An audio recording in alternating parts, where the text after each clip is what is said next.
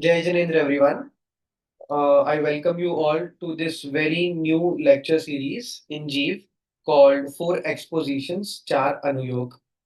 Previously, we have completed very interesting topics, two lecture series, three lecture series related to Dev Darshan, Tirthankar and Bhagwan, and also the Slakshan Mahaparv series.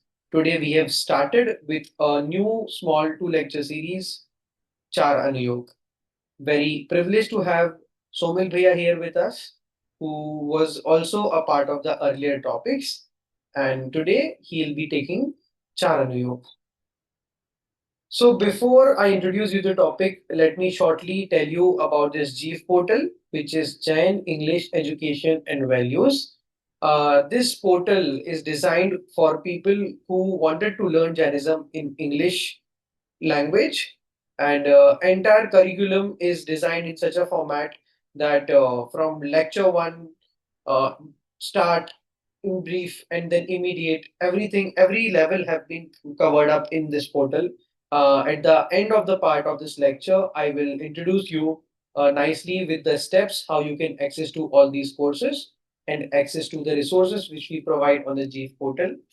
So now Char Anuyog, what is Charana Yoga? Whenever we learn any of the topic, we segregate it into segments, we segregate into chapters. Similarly, in Jainism, the entire curriculum is segregated amongst four different sections. What are these four sections? Are we have done these four sections, or these are in the scriptures, or these are there in the written in by the acharyas? What are these four segments, Char and Yog? All these questions you will get answer in this lecture and the upcoming lecture in this series. So now I invite Somil Bhaiya to start his lecture on Char and Yog.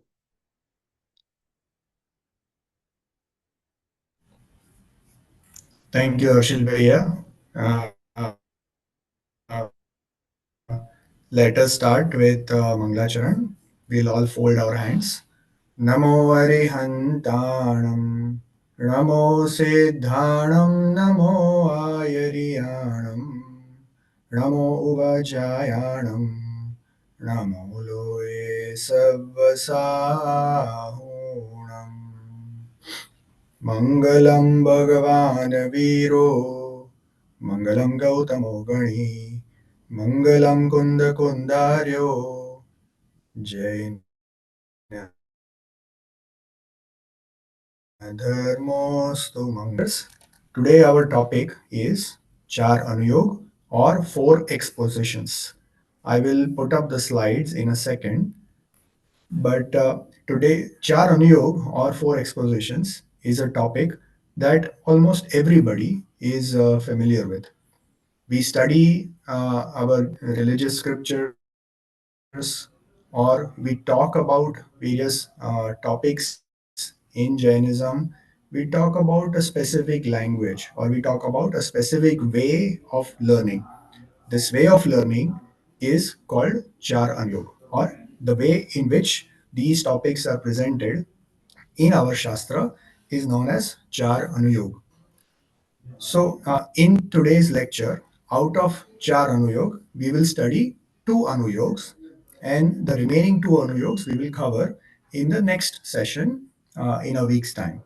So, let us start with a little bit of background. Jinendra Bhagwan, who is omniscient and has a knowledge of all three loks and all three time periods, has known everything which is out there. His knowledge is eternal, his knowledge is complete, and he has the wisdom with complete passionlessness. With this complete knowledge, when he delivers sermon in the Samosharan, this sermon is captured by Sri Gandhar Bhagwan, and this captured knowledge is converted in form of Bar Anga, or the written scriptures, or I'm sorry, this knowledge is converted in form of an oral scriptures in form of Bar Anga. This Bar Ang is mentioned, or it is created in in a specific format or in different types of methodologies in which the message is conveyed. This methodology is known as Char Anuyog. So, our Jain scripture, these are teachings of omniscient gods, and these are then captured by Gandhar Bhagwan, which are then translated through our Muni Parampara, and our Acharya Bhagwan have then eventually written it down in form of written scriptures or Shruta. These written scriptures are written with the sole purpose of teaching us about Vitaragata, or teaching us about detachment and passionlessness. So, this purpose is served by means of our written scriptures, which are in the form of Char Anuyog. Let me share the screen. 1 second.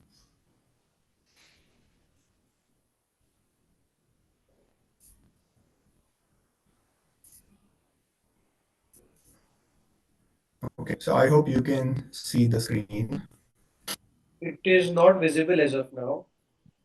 Okay.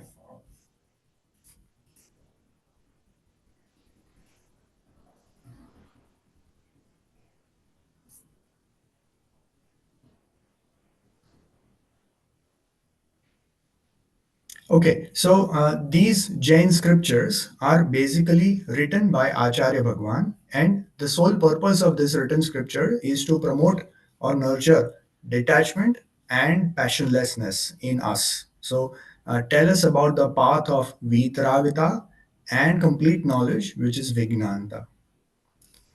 How is this message translated to us? So, it is translated to us by means of these expositions or Anuyog.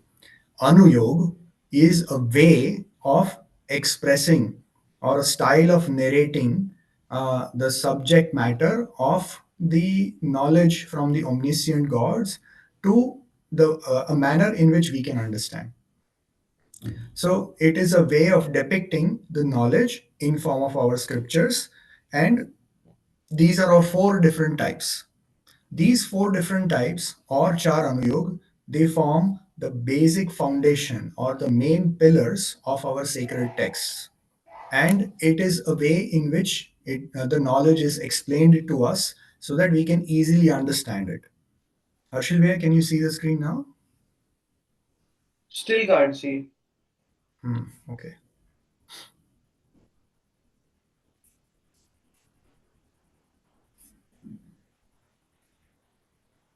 let me try once again.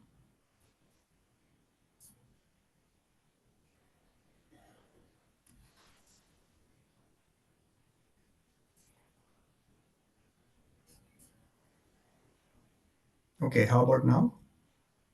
Yes, it is in process. Okay. Yeah, I'm sorry, I'm slightly on a weaker network today.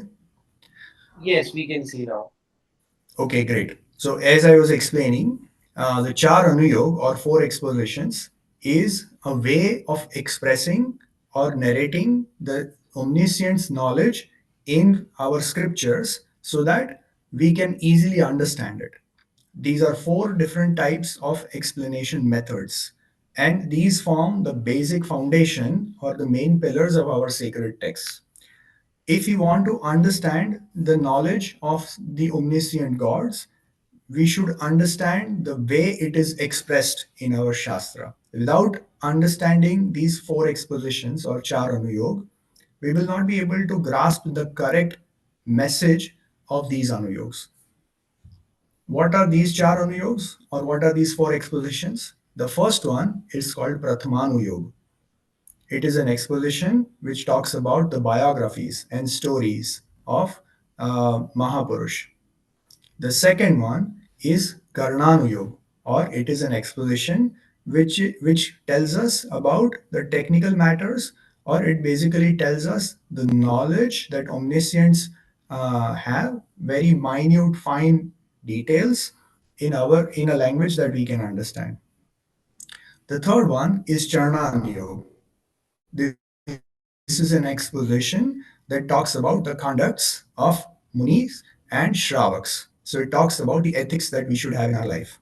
And finally, the fourth one, Dravya Anuyog. It is an exposition that talks about the nature of a substance, the nature of this universe. It talks about the metaphysics and the principles with which this universe works.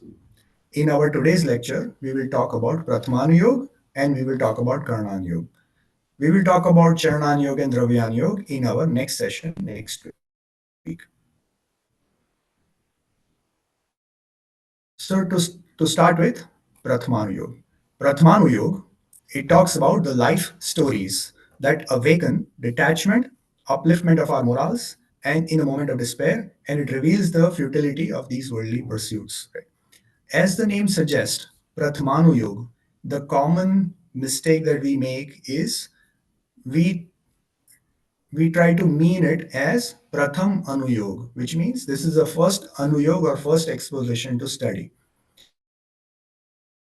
But that is not the correct meaning.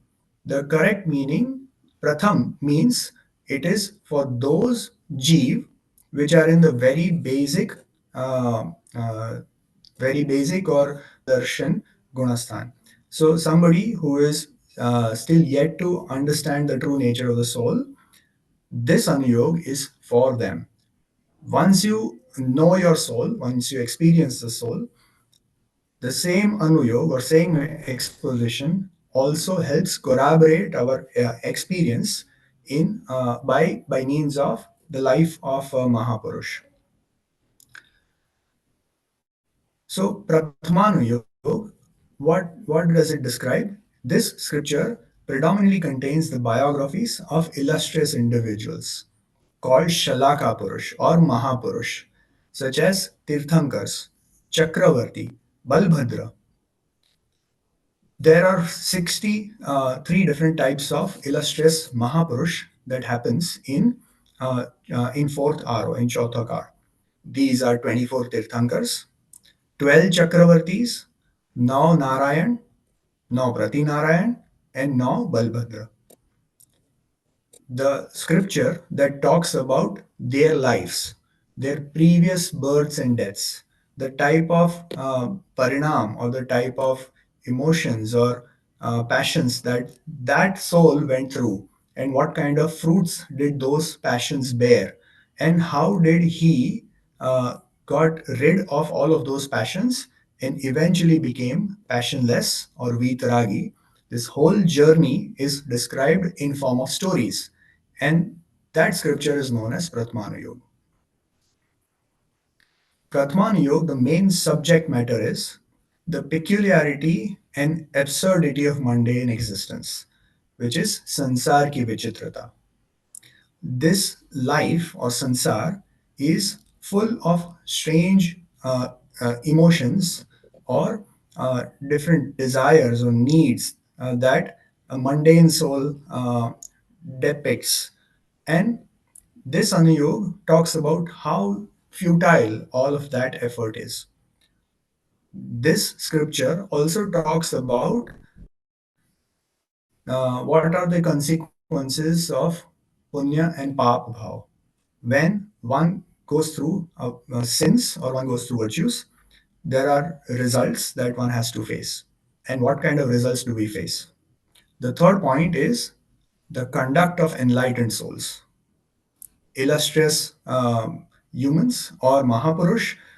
How did they live their life? And what kind of fruits did they bear because of that? So, this type of scripture talks about all of this by means of stories of some illustrious individual. Let's look at a couple of these stories and understand how it depicts the messages in this type of exposition. So the first point is the peculiarity and absurdity of mundane existence, which is sansar ki vichitrata. We will look at this by means of story of Sita ji. We all know who Ramchandra ji and Sita ji were. Ramchandra ji was a Balbhadra, Sita ji was his wife. Sita ji, after her this life, at the end of the Sita ji's life, she took asceticism and she became Arjika. As a result of that, She eventually attained celestial being form in 16th heaven. She became a Dev in 16th Swarg, and but she still remembered Ramchandraji from her previous life.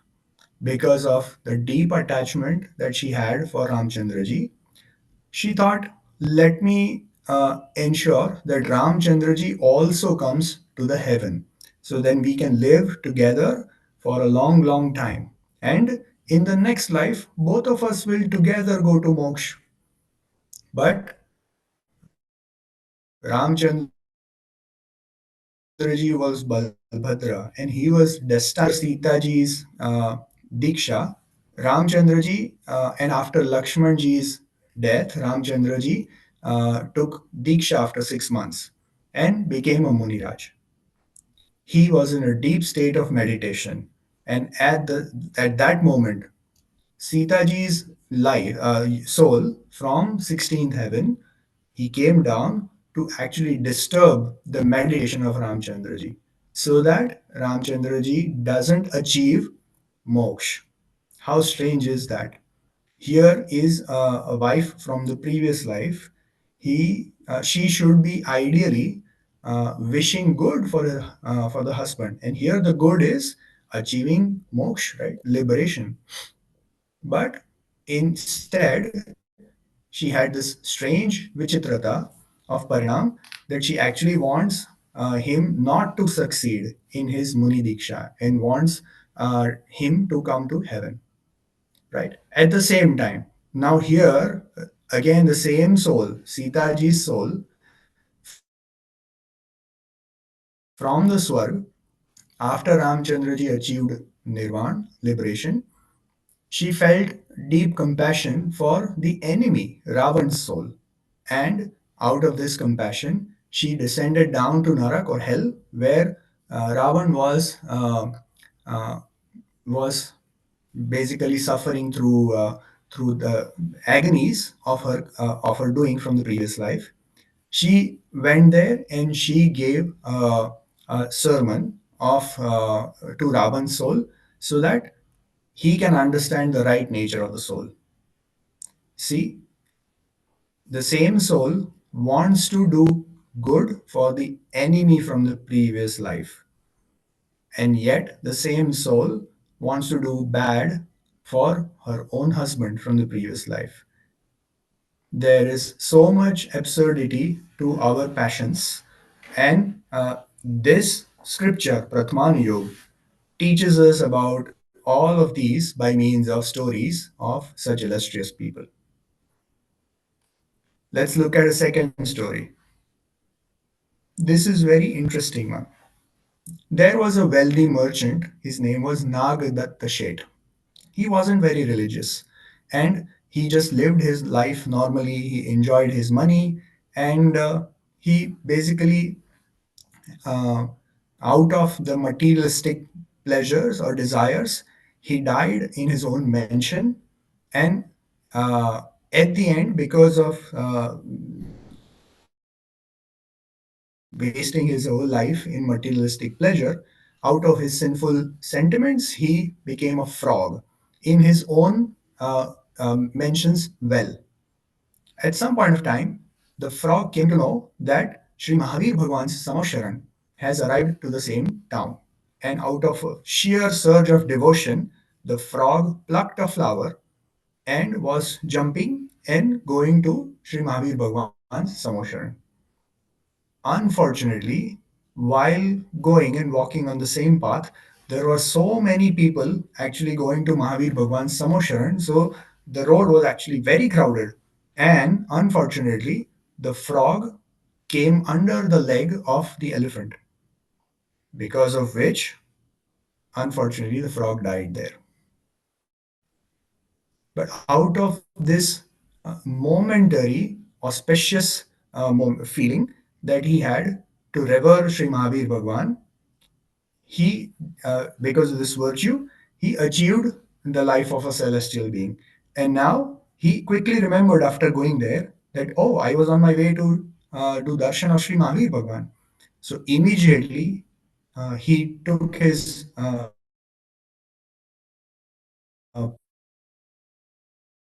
plane and flew to the Samoshran. So even before Samoshran, the day was already there. So see, the same soul and he's wasted his life in just material pleasure. Whereas the same soul in the life of frog was devoured with the feel of devotion to Mahavir Bhagwan. And now he achieved a superior life form, which is in the form of celestial being. This shows how strange this sansar is. And in the end, whichever is the life form that one achieves, they are all mundane. They are all all not going to give us happiness. The true happiness lies in the form of omniscience and passionlessness. And that is what this exposition strives us to teach. Let's look at another principle, which is how this exposition talks about Mahapurushoka Charitra, or the conduct of enlightened souls.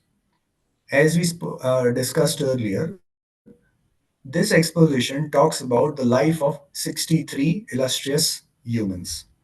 One of them was Prince Neminath or Sri Neminath Bhagwan. When the Neminath Bhagwan was still in the prince form, his marriage was decided with the Princess Rajul of Junagadh. At the time of marriage or on the day of marriage, Princess Neminath was leading a grand procession with numerous people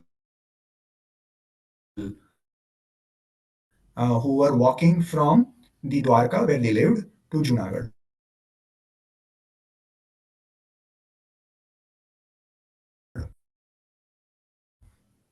On the way, to allow the procession to pass, and the road was time when the animals usually go out, and at the same time they were forced to be tied. So when the chariot passed through them, all of these animals were mourning out of distress. When Sri Neminath Prince heard about this mourning sound, he inquired what's going on, and he realized that the animals are tied just to allow the royal procession to pass smoothly. When he heard that, he felt discomfort because of the animals suffering. His heart was very compassionate, and out of this compassionate, he started thinking how selfish humans are, because animals also have the right to walk, and it is their time, it is their normal time to walk through. But because we are passing today with the procession, the animals are forced to be tied. Maybe they are even hungry, maybe they are not allowed to eat. This moved his heart, and out of this sentiments, he decided to relinquish his princely pleasures, but take Muni Diksha, and with the detachment or Vairagya Bhav, he immediately turned the chariot towards Mount Girnar, and he initiated the ascetic monkhood. Through an intense meditation, he achieved eventually omniscience and became 27, 27 almost every day in our life. We see the animals suffering through various kind of pains when we are walking through the streets. We see that they go hungry. We see that they are suffering through pains. But we never think so deeply about their pains or their sorrows, and how uh, mundane this current human form is, or in a sense, our small wishes that we actually go through in all type of life forms, how futile are those? Eventually, each soul, when they try to know themselves, that is the moment of utter peace, that is the moment of epic pleasure, and that is the true happiness moment. So that tells us, by means of this exposition, that vitaragta or passionlessness and omniscience is the right path for achieving true happiness. And that is the true benefit of reading this exposition. Let me move to the purpose of this exposition. So we saw that the omniscient lords, they have very simple and relatable language by means of these scriptures.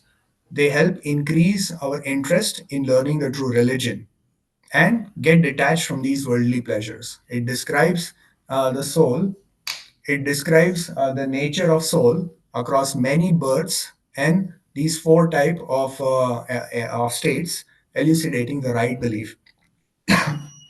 And it does all of this by means of small stories, showing the fruits of virtuous and fruits of sinful acts, and it promotes the ethical behavior. It also portrays the transient nature of this worldly pleasures and the possessions that we have. But the true happiness actually comes from the pure introspective meditation or Shuddhopyog. And the main purpose of this is to inspire a desire in this soul to achieve the Shuddhopyog, and that eventually leads to passionlessness or vitaraka. That's the whole purpose of this Pratmanayog or Pratmanayog exposition. Let us also quickly go through Karana Anuyog, which is the second exposition.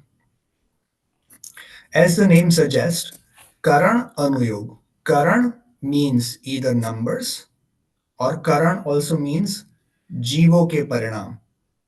So the exposition that talks about minutest details of Jeev's Parinam, or the uh, very in-depth detail of cosmology or karma, or these three type of worlds that we see around us. That exposition is known as Karana Anuyog, and it challenges our intellect and makes our faith deeper. So the Karana Anuyog are these are the kind of scriptures that actually translates very deep knowledge of the omniscient gods, about how to classify various type of life forms, what is the nature of this cosmology, how does the astronomy work according to Jainism, what are the tiniest particle called karma, and how does it influence a soul's different type of parinam. And it not only that, it describes different complex mathematical uh, complex uh, nature of substance by means of mathematical formulas. Such scriptures are known as Karnanayog scriptures. The subject matter includes Gunasthan, which means the description of soul in different embodiments or the spiritual stages of development. How does a normal worldly soul achieve salvation, and what type of different spiritual stages does he or she goes through? The second topic is classification of all living beings, which is like Jeev Samas and Soul Quest or Marganasthan. The third type is the detailed description of karma and how does it bear fruits in terms of bondage, uh, or in terms of the relationship of Jeev and the karma. The fourth subject here is what is the nature of this cosmos around us, or what is the universe? It is divided in three worlds. What is the upper world, what is the middle world, and what is the lower world? And it uses mathematics to explain very complex phenomena like time, distance, lifespan, different type of parinam of jeev in by means of a smallest, tiniest unit of time, or in terms of very long unit of time or nature as well. Let's take understand the purpose of these type of scriptures, as these texts provide highly accurate and very precise description of substances which the omniscient God has known in his omniscience. The God who is known everything in all three time zones and in all three worlds, even the tiniest speck, what kind of trajectory is that a particular substance is going to go through. That same knowledge is translated to us in a simplified format. So even while we have limited knowledge in this life form, reading these scriptures, we are able to know and understand the true and huge nature of the knowledge by means of this scripture. This scripture also challenges our intellect because this is a knowledge which is not commonly available to normal souls. So, with this huge knowledge, one starts wondering that these kind of details cannot be known by any normal person. The person who's known all of this must have been omniscient. By means of this, it increases our respect and increases our belief towards the divine power of omniscience. The third point, it also helps us understand what kind of different life forms we have been through in the infinite time that we have already lived. There are 84 different type of life species called yonis. We normally wonder or we normally see around us only humans and animals. But there are so many different type of life forms that are unknown to us, which we cannot see through our naked eyes. But by means of reading these scriptures, we can come to know that there are these type of life forms out there in this universe. And we have taken infinite births and deaths in all of these life forms. This shows us the vastness of this universe, the vastness of infinite time around us, and it also shows us how many infinite souls are out there, and I'm just one of them. So it humbles us, gets us devoid of any ego that we have, and yet it shows us the reality that I have been going through continuous cycles of births and deaths and suffering infinitely just because of my wrong belief. By means of this scriptures drives us towards the right belief or drives us towards the right nature of religion.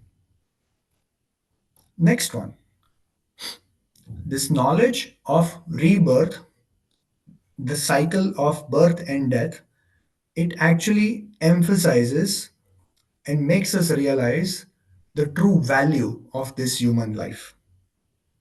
When one reads and when one realizes how much time we have spent in each of these four life forms, heavens, animals, hellish beings, and humans, we come to know that majority and infinite amount of time we have spent in the animal life form or nigod. After that, if we eliminate the Therianch or animal life form, among the remaining three, majority of time we have spent actually in heavenly beings. After heavenly beings, we have spent more time in hellish beings. And finally, the least amount of time we have spent in human life. Human life is actually very rare to get, and it is also very short lived.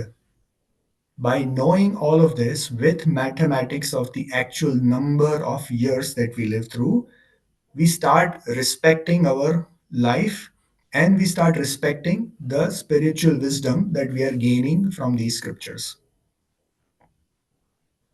These scriptures also encourages us and makes us aware of the danger that we are going through because of different type of passions that we have been doing in the infinite times.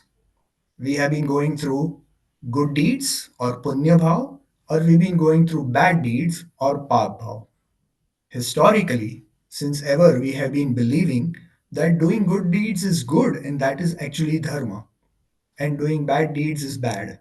However, the scripture actually tells us the truth that both the good and bad deeds are part of this sansar, or they both are leading to continuous lives and deaths.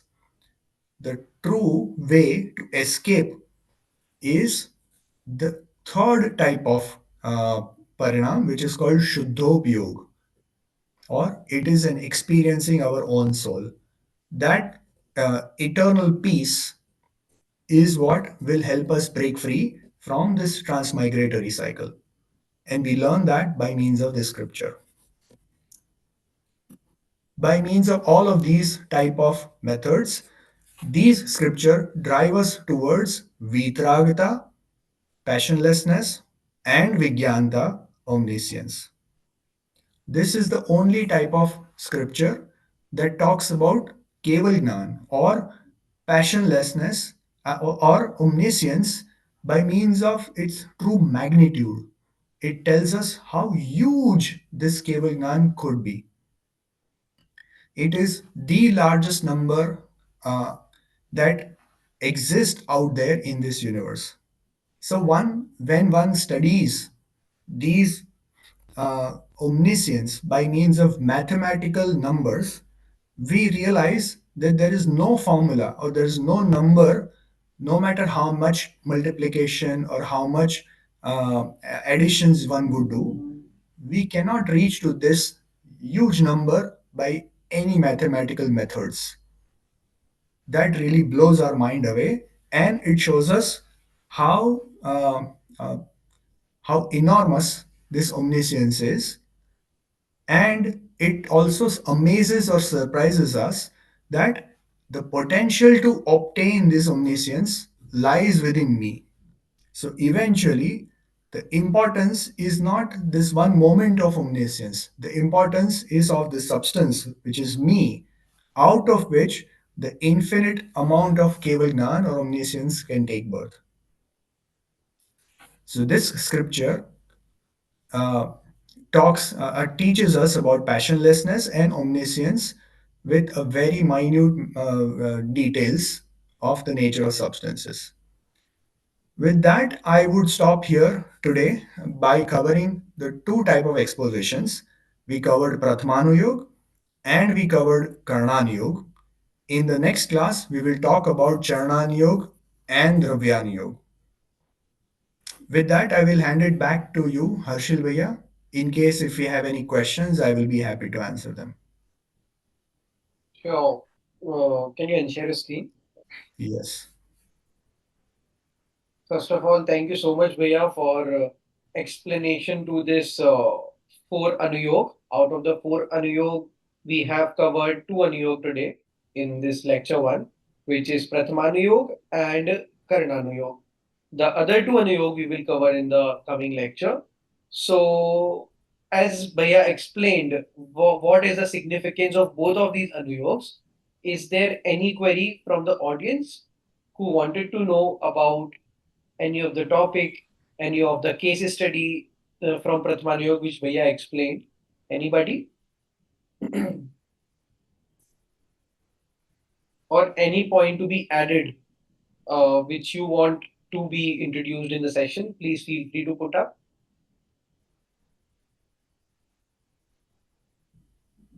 Okay. So, Harshil Bhaiya, I would like to add one detail. yes, yes. So we covered about the basics of two Anuyog, which matches the level of class we wanted to cover.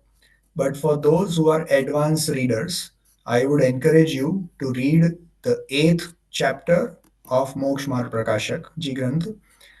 This eighth chapter talks about the same four type of expositions in much more details. It also tells us that what are the common type of explanation methods of these four expositions, and what are the common pitfalls of how we can wrongly interpret it.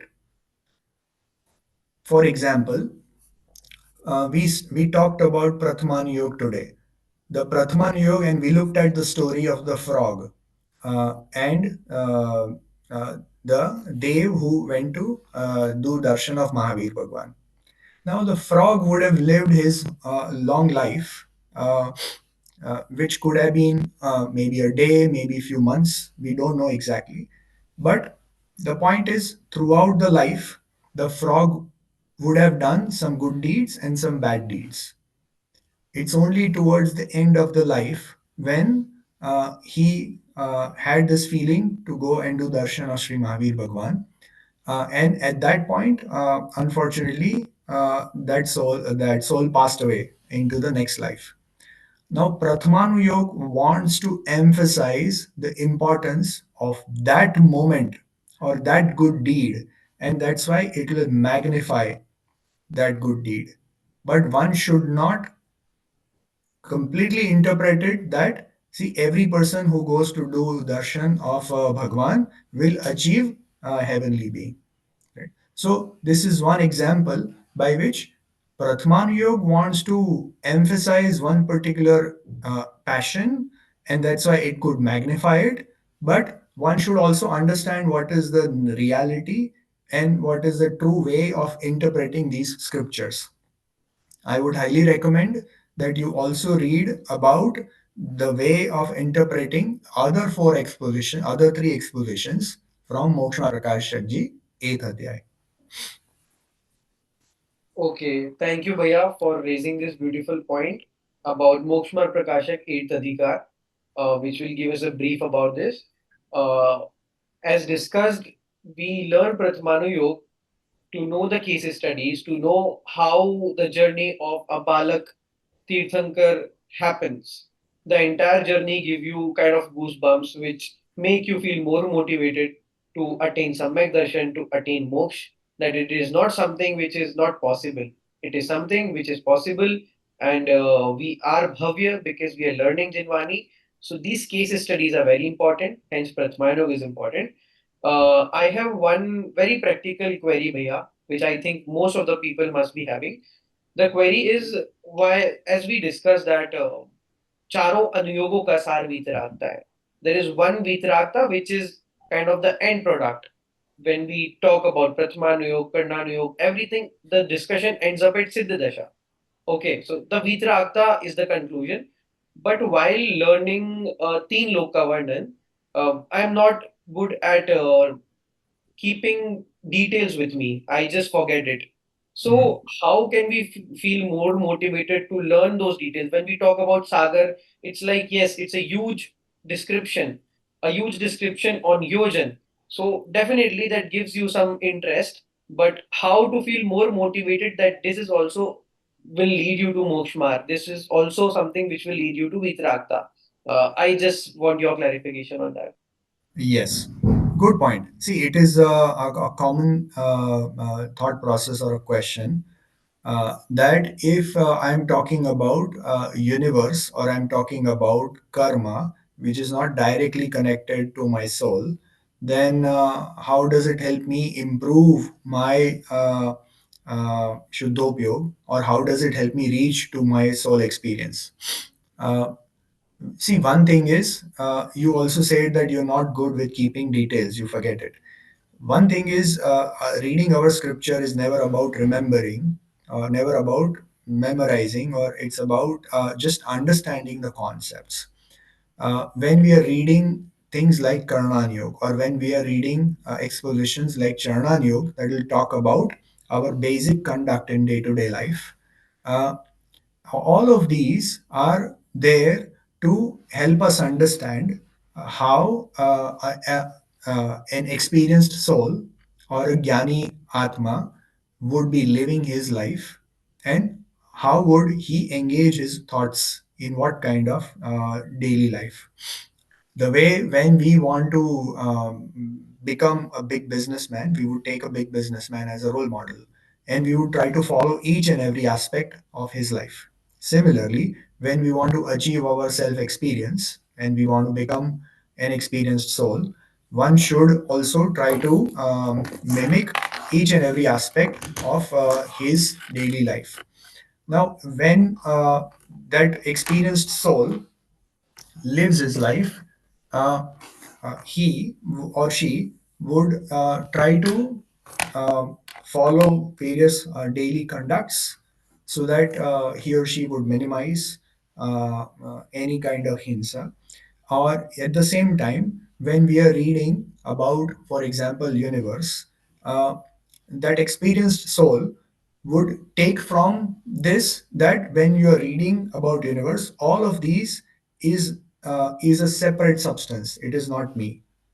ये मेरा स्वरूप नहीं है, ये कुछ और है, ये अन्य द्रव्य है.